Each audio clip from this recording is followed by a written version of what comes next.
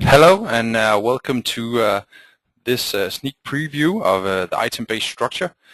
My name is Christian Knudsen and I'm the team manager for the development department at DynamicWeb. With me I have Paul Volgarev, who is the lead developer behind the item-based structure, which we're going to show you today.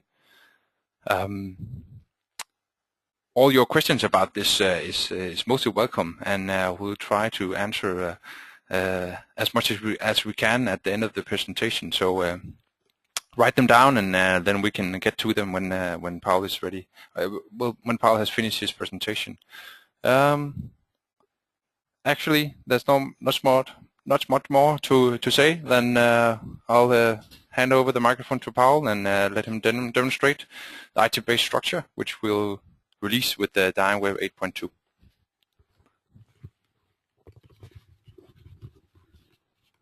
All right. Thank you, Christian.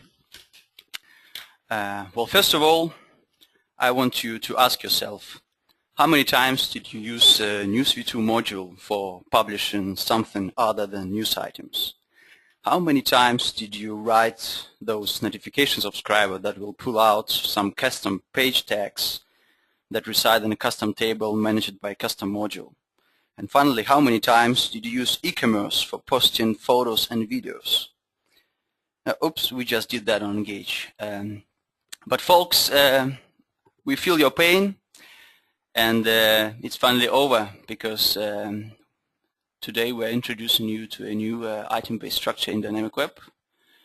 And let's just dive straight to a demo. The example that I'm gonna show you now is pretty basic, but it illustrates the concept pretty well. I have my administration here, and if we go to a management center system, there is a new node called item types. And now we have to, first of all, we have to create a new item type in order to start working with items. And there are basically 3 ways of creating the item types. Well, actually 4, but I will mention the 4th one just briefly. And the first method is called a model-based approach. And the model-based is when you basically go to administration and do a lot of clicks in order to create a new item type. So I will start with that first. So I click new item type, and the form appears. And first of all, I need to specify some general settings like the name. And let's create some events on our website. So I will call it event. I'll give some description. I'm fine with that. And now I just need to create some fields. So new field, the dialog with some options. First of all, the name of the field. Let's call it abstract, just an abstract information about the event. And then I have to choose a system name can automatically be inserted for me. And the next thing is field type. As you can see, we have implemented several different field types that should be more than enough for the majority of use cases. So in this case, I will select the long text, and also the next section is called layout, and it allows you to distribute fields among groups when you create a new item type. But I will create it in the default group called general. Next section called data. It's a default value that you can specify if the field value is initially empty. So I will say just description, and also the validation. I want this field to be required. So one field created, one more to go. Let's call it date and time,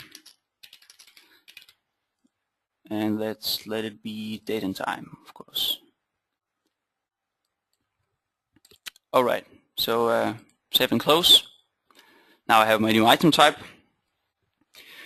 And let me just quickly show you how the item types are represented in a database, because all the data is saved in database. So if I go to a management studio, and if I choose my database tables, just click refresh here, this is the list. And as you can see, there is a new table called item type _ event. And this is basically where all the instances of a given item type will be saved. And if I expand columns, then you will see, first of all, there are two special columns that we set, ID and the page ID. And also, as you can see here, I have my fields that I just created. They're essentially columns on a table. And for each new item type, a new table in the database is created.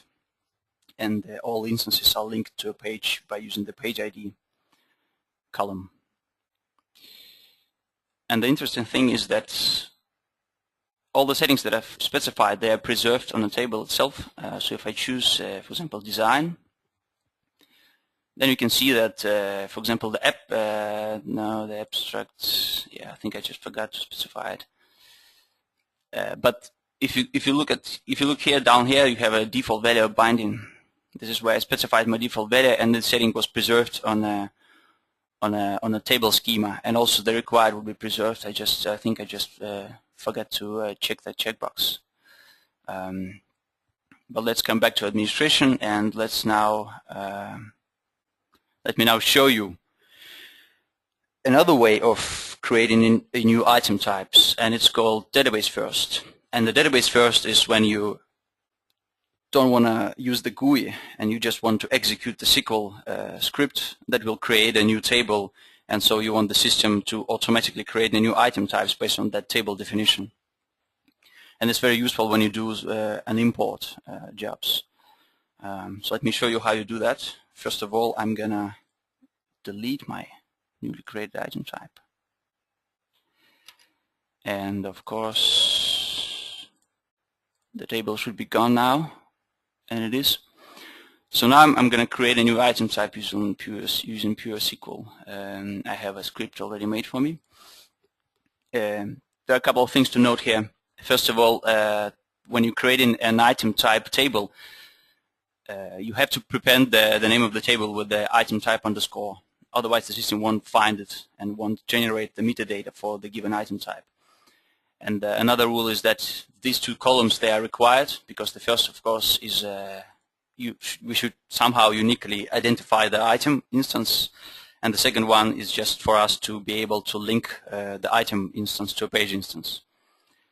And also here, as you can see, I'm just creating the two columns that I created earlier using the model first approach. And the constraint, I need that because otherwise I won't be able to save my new items. So I'm just executing the script. Let's make sure that the table is there. Yes, the table is there. The columns are there. And if you go back and refresh the list, then you will see that the system created a metadata for my newly created table. And if I enter it, then you can see that the fields are there, the types are correct, and also it understands that the field is required, so the checkbox is set, the default value is set, and they're also able to produce a user-friendly names for a field using the camel casing. So that's like a small bonus. So that was database first approach, and the third approach of creating new item types is called code first. And it is, the purpose is basically where you just want to write some code and let the system decide what to do with the item types and how to generate the schema in the database, how to generate the tables, how to generate the schema in the file system. And let me show you how you do that. So first of all, I'm going to fire up my Visual Studio. File, new project, class library, make sure that .NET is 4.0 because 4.5 is not officially supported. Item demo 1. Take some time, delete. So let's create a new class. Again, let's call it an event. The class must be public, otherwise, again, the system won't be able to find it. So, first, of course, I need to create the same field, so I will just prop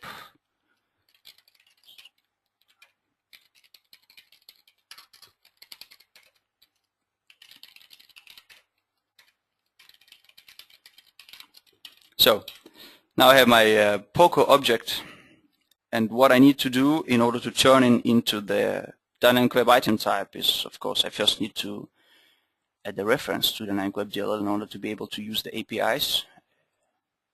Here it is, I think. Yes, that's correct. There's a new namespace called dynamicweb.content.items. And again, if I want to DynamicWeb to understand my POCO class as an item type and generate the schema for it, then what I do is I basically inherit from item. That's the minimal amount of code that you need to write in order to create a new item type from code. Now I just built, and first of all, of course, I will, just to demonstrate the concept, I will delete the item type here. And the table is gone. The table is gone. So now I just need to copy the DLL into the bin folder of my DynamicWeb installation. Bin debug.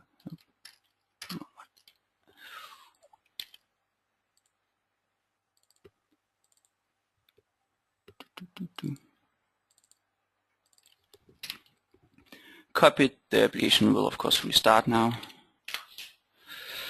And while it's restarting, it will analyze the code base and find those types that I declared as an item types and generate all the necessary information in order for me to start working with those.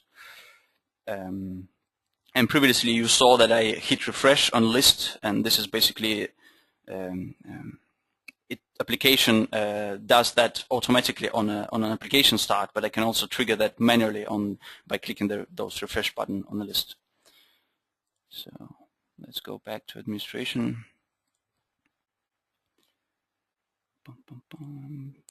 System item types. Yes, so now as you can see I have my item type again here. And I have my two fields. And can you believe it? I have it in a database. Yes, here it is.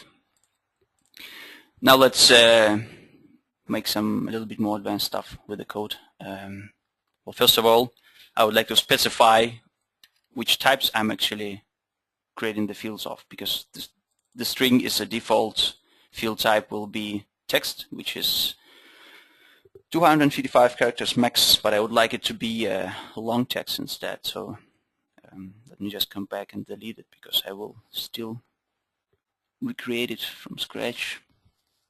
So, and in this case I just need to annotate my properties and my class itself with some attributes that will tell the system how to treat the fields and the type itself.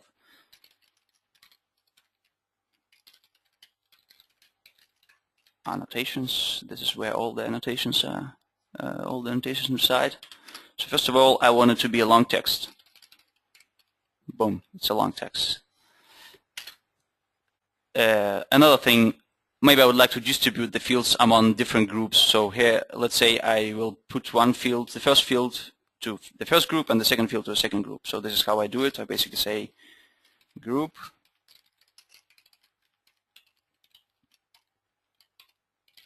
and the group. Okay, and another thing is I would like to have a default value for this one.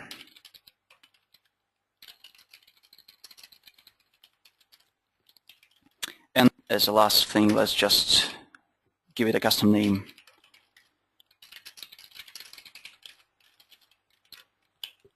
All right, I think I'm done. Compile. I need this one.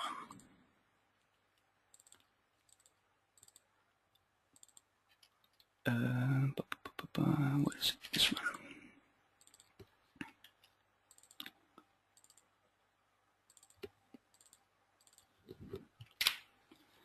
Yes. Let's see. Let's hope that it doesn't break. Well, I tested it, so it won't break, of course.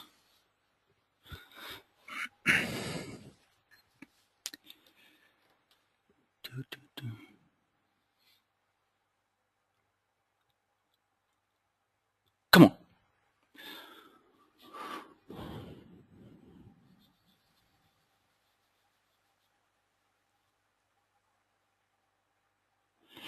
is it only me? But I think that the Firefox is way too slow now. I mean, I can't believe it can be so slow. All right, Management Center, System, Item Types.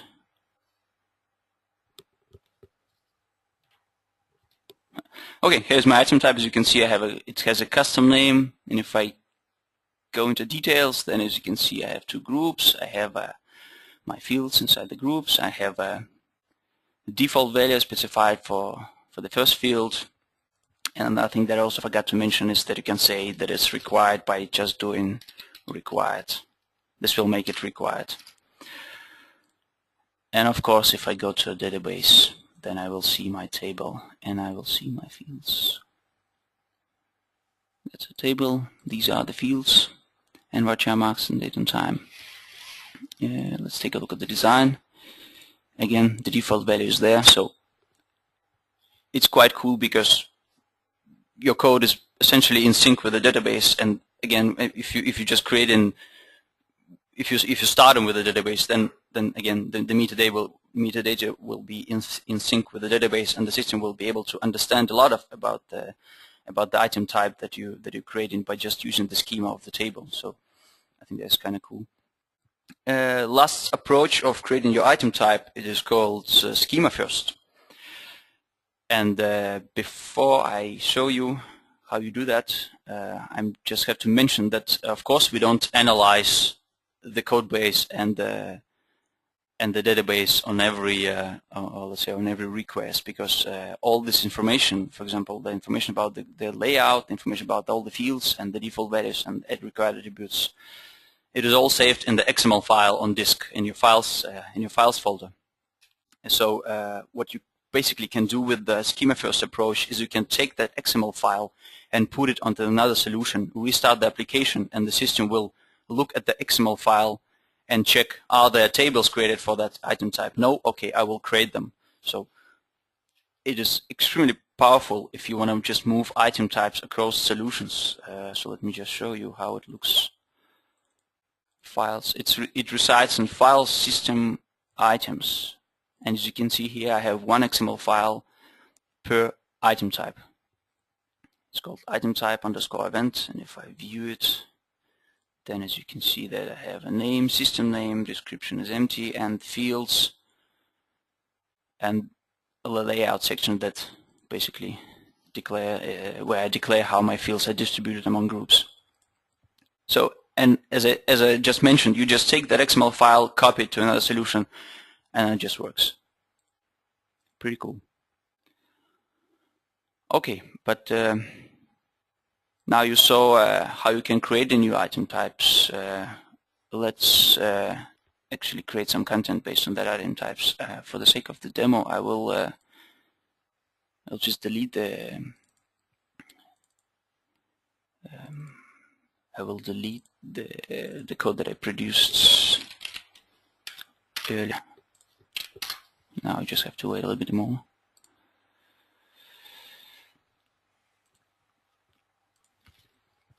Yep. One thing that we totally forgot to talk about is that all the questions, you can answer them now, but they will be answered after. Oh, all right. Yeah, we will answer them after I finish the demo. Yeah.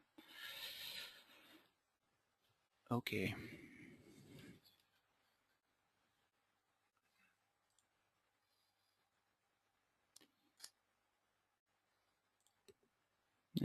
Right. Go away. Okay, let's just quickly recreate the item type and start already generating some content.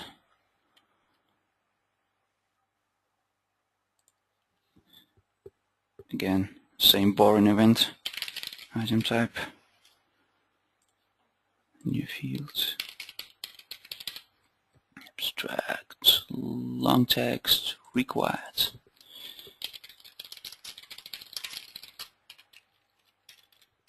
Oopsie. Right, new fields, date and time, fine with that. Save and close.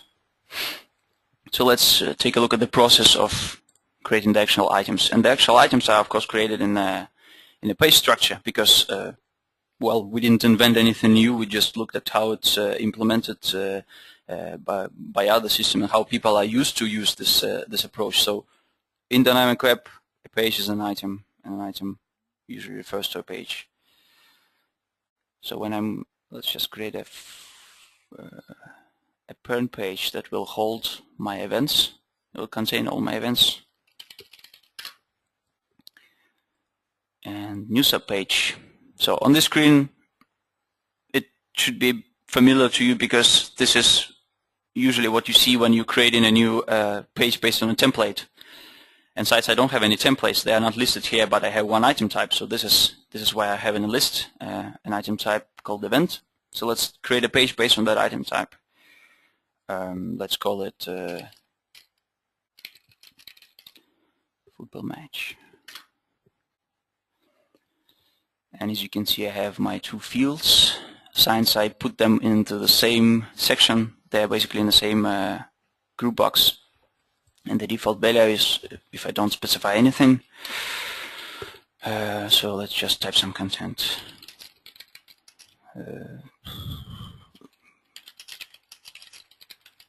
Playing with our partners. Let's say Saturday 6. Okay, so I think I'm fine with that. Save and close. Let's create one more. Let's call it Christmas Party.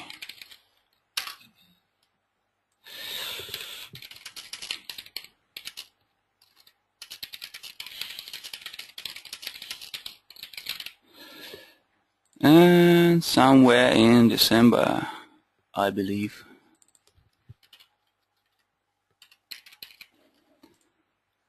Save and close. So I have two events, and the last thing I should do is that I will choose the custom layout template because I would like those fields to be outputted.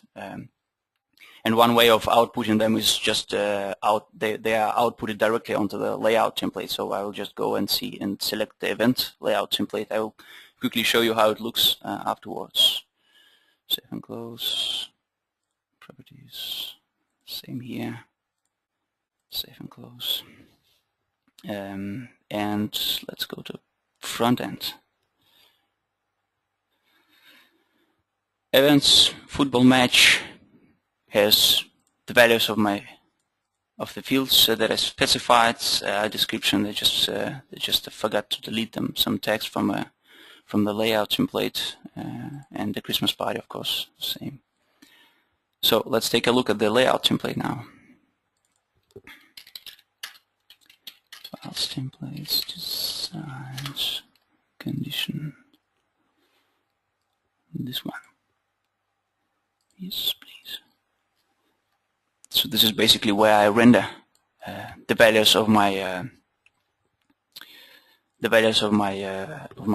item. So just change that, and this is not needed because I don't have that field. But as you can see here, I have item and then the name of the system name of the field. And here I'm just using the datetime extension because, of course, if it's a datetime, then it will be treated as a datetime, and so all the datetime extension tags that are at my service.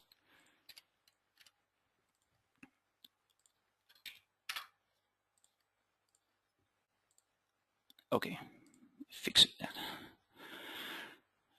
All right, and another way of outputting your items is by using the paragraph module that we created. It is called Item Publisher.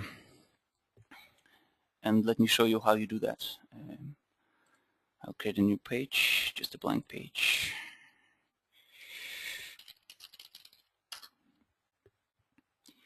A new paragraph.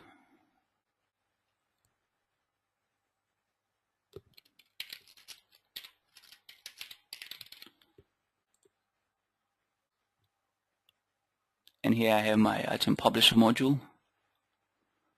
And the settings are pretty basic. You just have to select which fields do you want to output, and first of all, of course, what is the item type that you whose instances you are selecting, and where to select those.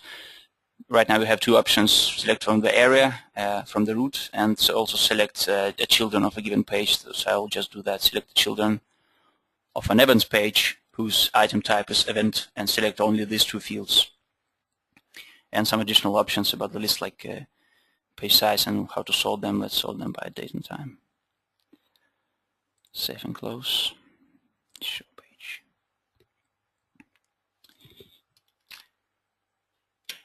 All right.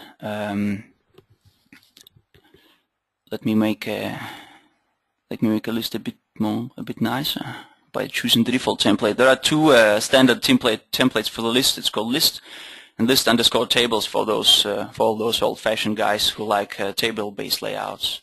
And the list is URLi-based layout.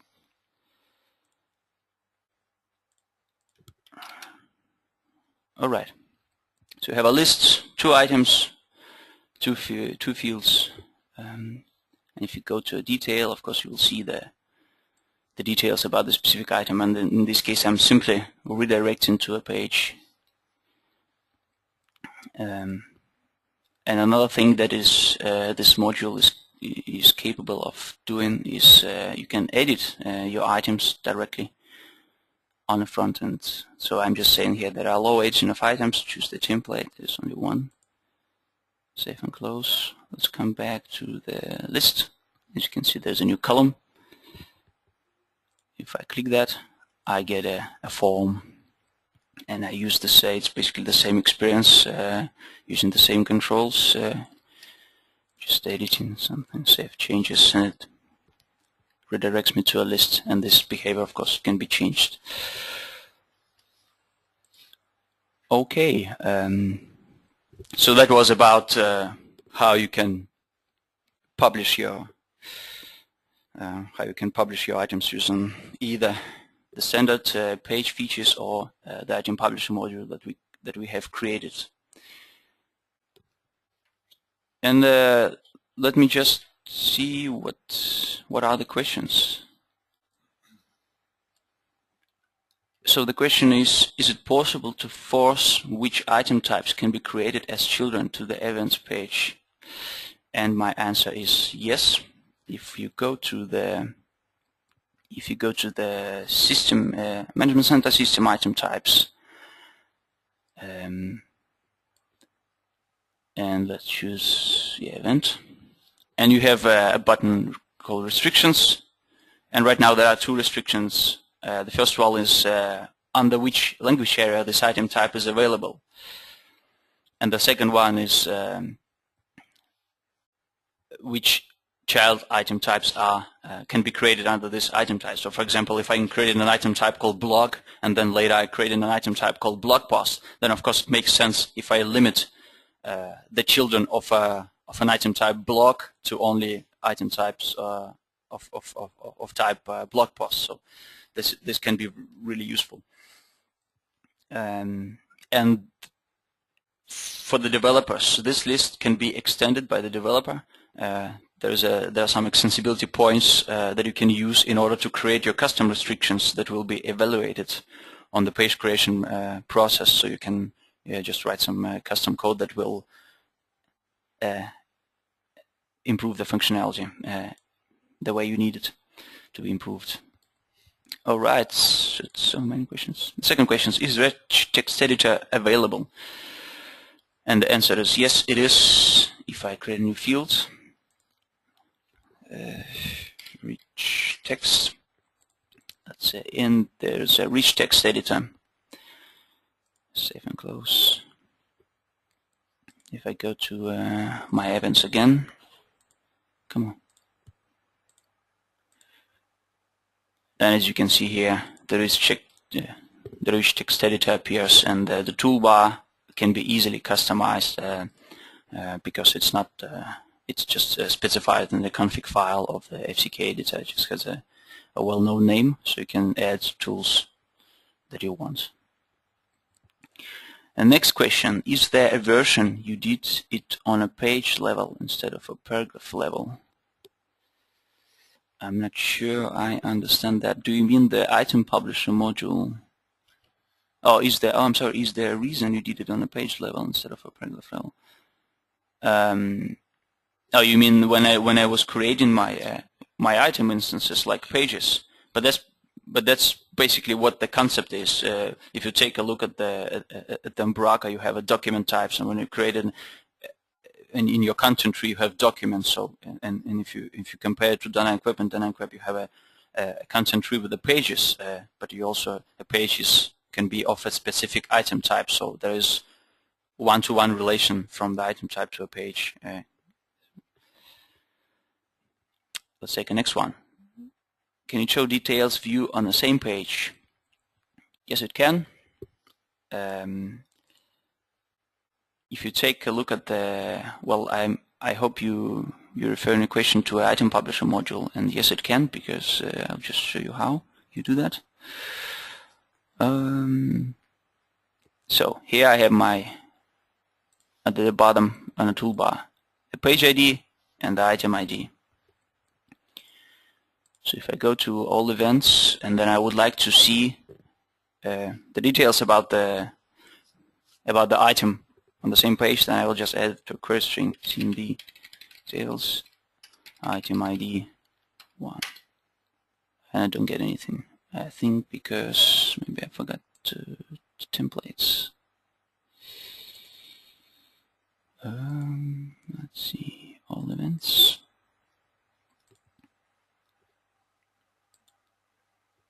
Come on.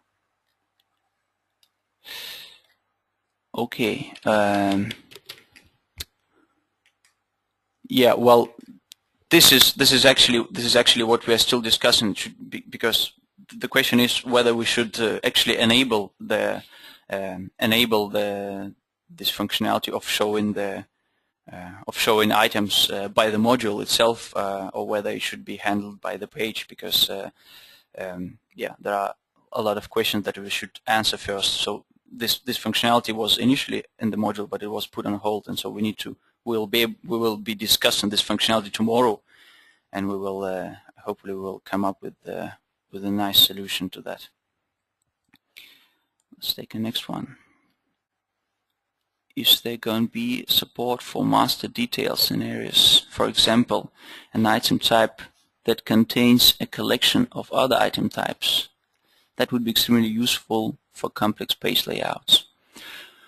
Well, I hope that we will be supporting this functionality in the near future. But as far as I'm concerned, it's not currently in a pipeline. But of course, we should take a look at this and prioritize it accordingly. Let's take the next one. Will the module be standard on all licenses? I cannot answer that. I'm just a developer. Can you show the created event item types are being stored in the database? You mean item instances? Yes, sure, I can do that.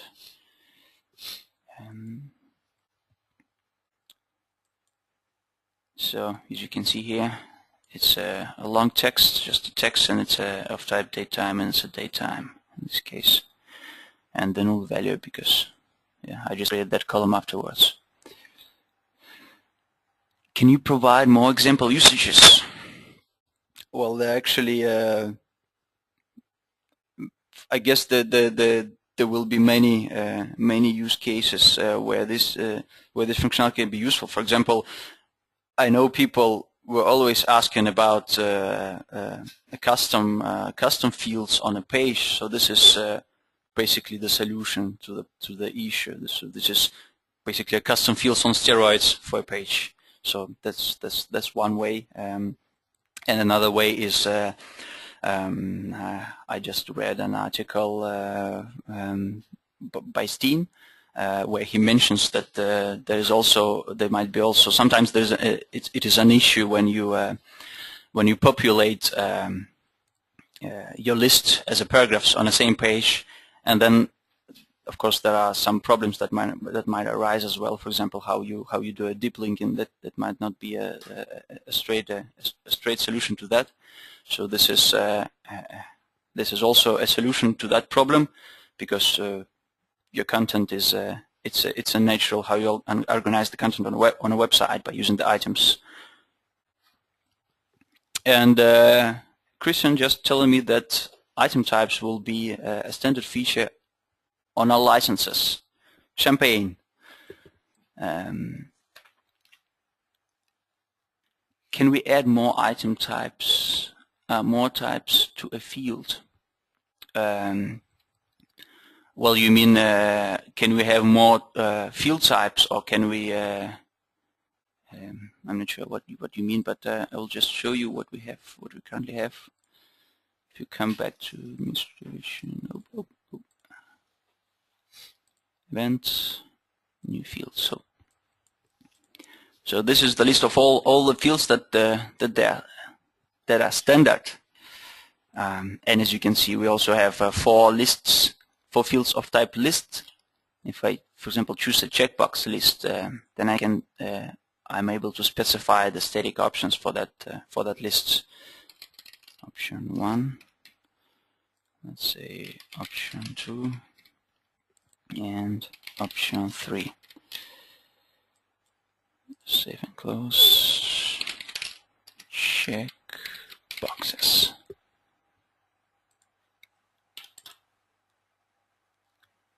And let me show you how it looks when you edit those. So you have a checkbox list, and the same goes for other list type. But there's also one list type that allows you to dynamically add values. It's called editable list. But another cool thing is that, again, this is an extendable thing. If you know how to code, you just take our API and you can create your own field types that will render some more complex UI, and that they will be treated the same way as the standard fields, because we just use the same. We just basically use the same extensibility points for populating the standard fields. So there's absolutely no difference in how we treat fields that we implemented initially and how we treat fields that you will be implementing later. So, as I said, this list is totally extendable. Where was I? Yes, so the next one. Oh, okay, this one. Can we make custom tags for the event module? Oh, you mean, can you extend an item publisher using the template extender? If this is the question, then my answer is yeah, you can do that. You can write the identification subscriber, or I'm sorry, the template extender that will just extend the standard templates of an item publisher. And if it's a page-based approach of displaying an item, then you just use a normal page notification page template extender. I'm sorry. So you can't use the same item different places in the structure. Well, yeah, this is currently a limitation. This is currently by design. When you create a page based on an item, you can you of course there's a row in the database, and the row is linked to a page. So, but of course you can yeah, it's probably not what you want, but of course you can copy. When you copy or move the page, then the item is moved. The item instance is moved together with the page. Can we add filter capabilities to the item publisher? Or you mean, can you extend the item publisher with adding your own filters? Well, currently you cannot, but the idea is that in future versions we'll probably implement something similar to what we have in a data list module. It's when you first create a data list based on a query, and then the query can be, of course, very complex, and you can write it by yourself instead of using the designer. But in case of item publisher, we will either go for that approach, or we will go for slightly different approach, which is used in Orchard. Is called stored. I think it's called stored queries. Is again when you design your query using a simple drag and drop and using the filters list of filters, and then when you enter the paragraph settings, you will just say, I want to use this query to populate the list of items. So those two options where you take items either from the area or from the print page, they are basically queries that are predefined currently.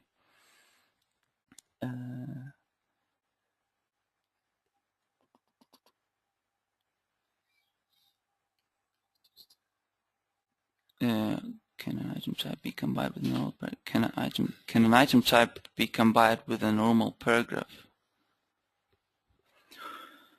Can an item type be combined with a normal paragraph? Well, an item type is dependent on a page. So every page is an item basically. So currently you cannot say I'm creating a paragraph based on an item type. You're creating a pages based on an item type. So you as you saw in my example, when I left click on a page, instead of having a paragraph list, I just have a form where I added the fields. So you either work with a paragraph based approach, or you work with a field based / item based approach.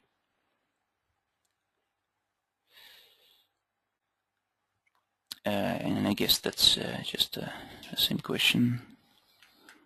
Shown details view should be like the news module with the default same page and option to show, and an option to show on another page. Yeah, but yeah, please remember that this is still a bit of a work in progress. We're still fixing some issues, and of course the functionality will be slightly improved. So of course I cannot promise anything in the first version, but that's of course we will be improving the functionality over time in order to satisfy all you guys.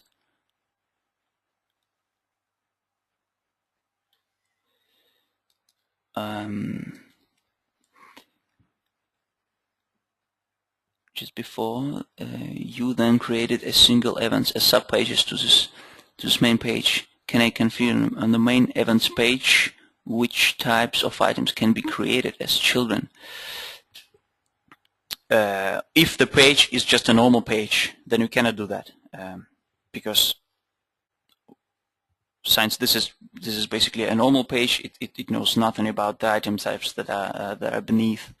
But if this page was of type item container or something, then I could say on the item container item type, and I could say I only allow pages of type item event to be created under this event container page. So this is what you basically should do. You should create a page of an item type called event collection or event container, and then under the event container item type you will be able to limit what children are allowed to be created under this page.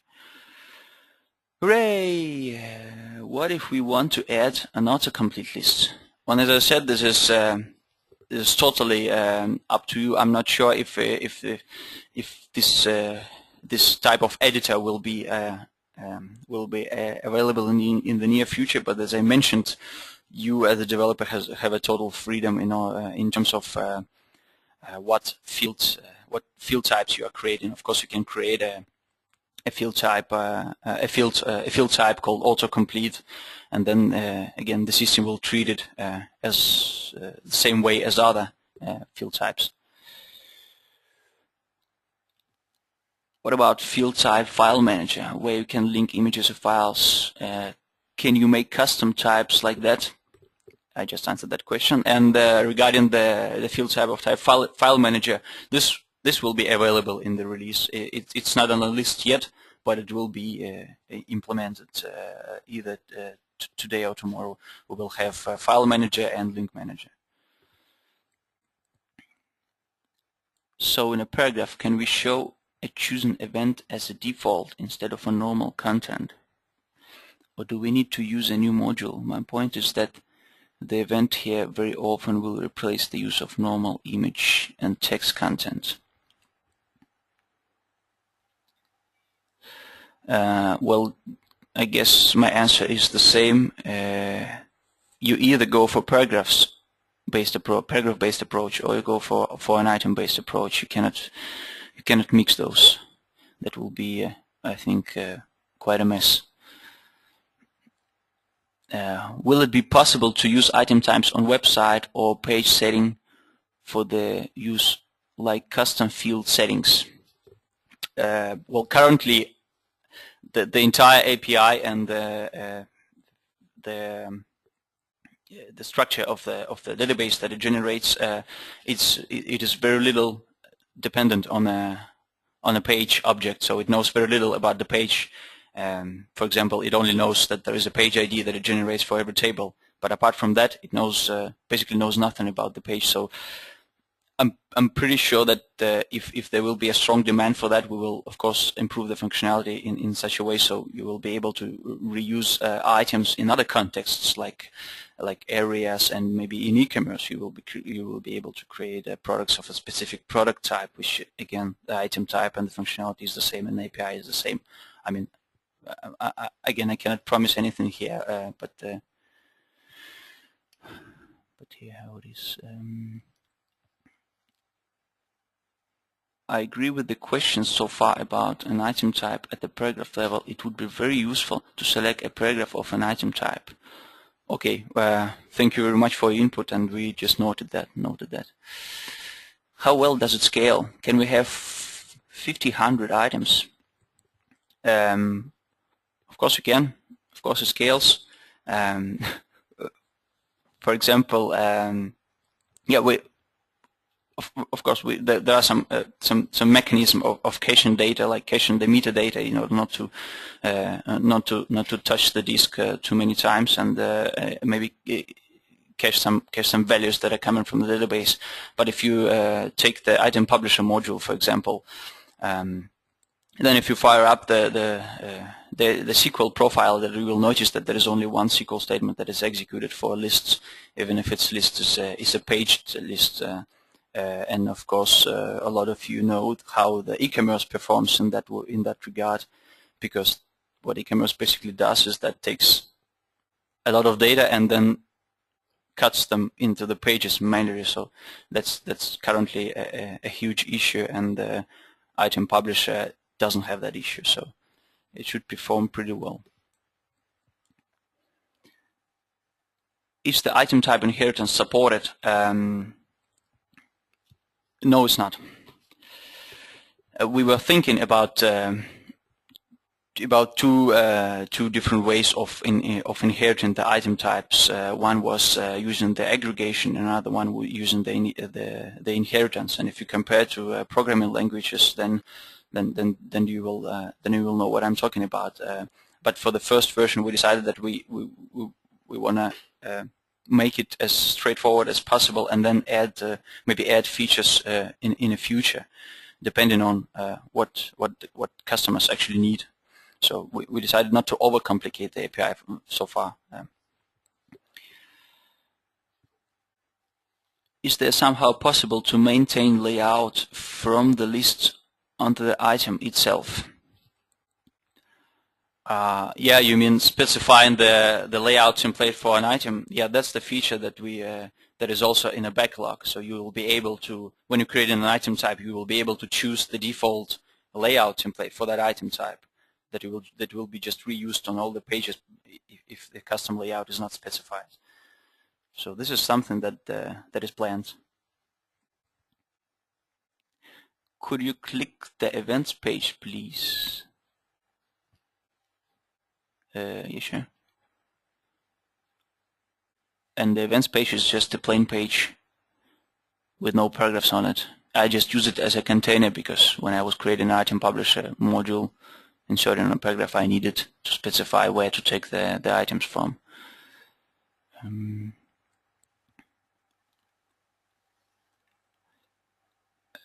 Is it possible to select a standard template for item pages? But I guess, yeah, I just answered that question. So is it not possible to have an item-based page with a custom module on that page? Well, I'm afraid it's not, and I won't tell you for sure, but I think your only option would be to go for custom for injecting into the rendering process and rendering your custom module by yourself. Would be nice to be able to have the parent page being a holder page, publishing the list. Actually, I'm not sure what you mean, because you mean without using the item publisher module. You just want to be able to, here somewhere on a page project, specify that you want to list items of a given type. But this is actually easy achievable by just using the navigation templates, because since every item is part of the content structure, you just on the 7th page you will just apply an additional navigation to a page that will just list all the children pages as you want them to be listed. You got my question about using items on area settings. I believe there is a strong demand for this. Yes, and I'm just reading the forum post. All right, so I guess we will give this 5 stars now, and it will be one of the top priority features. Any chance of skipping the auto-generated ID approach in favor of something that is integration friendly before release? You're about to make the same mistake as with pages if you follow this approach. Yeah, thank you, Lars, for your inputs, and we'll certainly talk about this tomorrow, when we because tomorrow we actually have a big workshop about things that we might need to change before the release, and things we may need to improve and add before the release. And of course we will bring up this this question to the discussion. But you could make a module on the events page which would show the selected events. Yeah, sure. Yeah, sure. You can do that. Of course, you can. But this is what just the sake of demonstration. You don't have to do this. You don't have to do this to perform this procedure, like creating a separate page and then linking it to a different page. But currently, you cannot say on the item publisher that you would like to list items under the current page. In this case, you will just need to link to the same page. So yeah, I know that's kind of sucks, but of course we should improve that. Would you be able to use the forms module to create items? Well, sure, why not?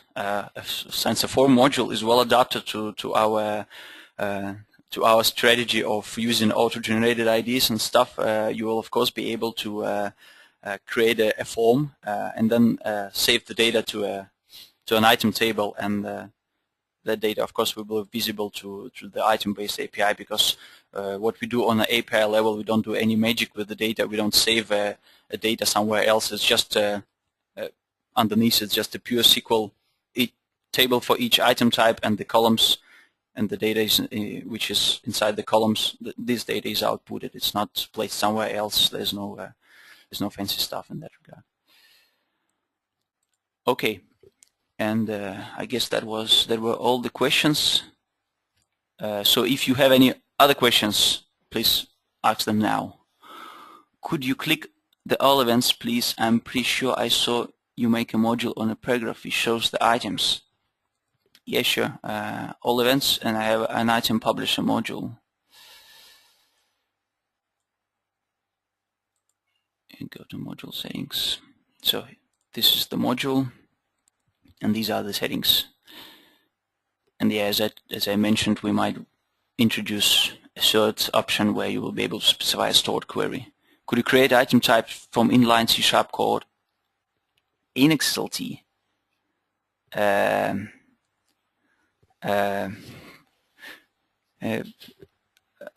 Well,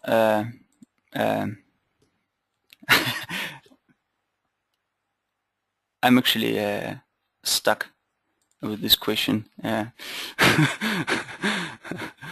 And this could be used on a normal page, right? The new module. Well, of course, because here I'm just using it on a normal page. This page basically, this page is of no item type, so I'm just creating a normal page and creating a normal paragraph of that page. And the module, of course, is aware of item type, item instances, but not the page itself. All right. So I guess we will wait for 1 or 2 more minutes for your questions to appear, and if there will be no any other questions, that we will have to finish this cool meeting. Yeah, and I'll just pass the microphone to Christian. Yes, and I think what is left to say is that we have another question. You will not be able to use Razor with this release. That is very short. No, I can hear. No. Yeah.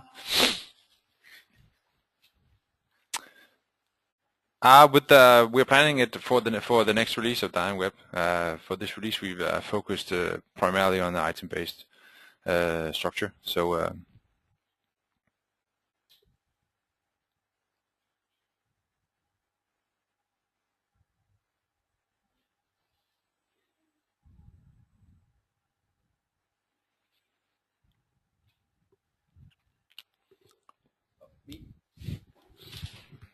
Oh, okay.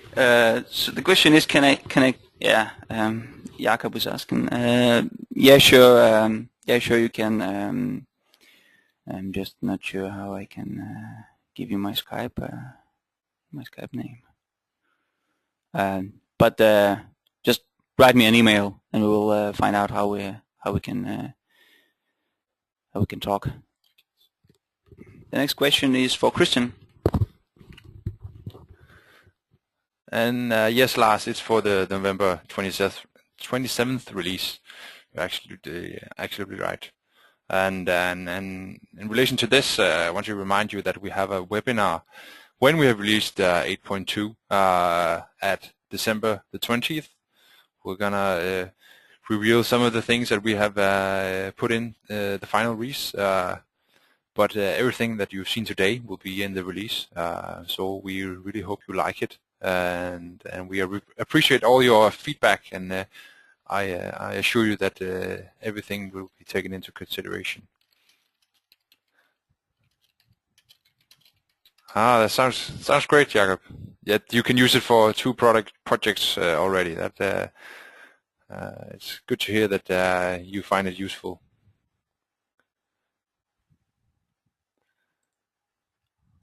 So I'm seeing a lot of thumbs up here on the question list, so I see that as a good sign. And of course, I also want to say that this is the first version of this concept. We are gonna improve this over the next releases. So it's very important that you give us your feedback, because then we can act accordingly to your improvement suggestions. I think this is all for today. Thanks for listening in, and see you at the next webinar, the 20th of December. Okay. Bye, guys.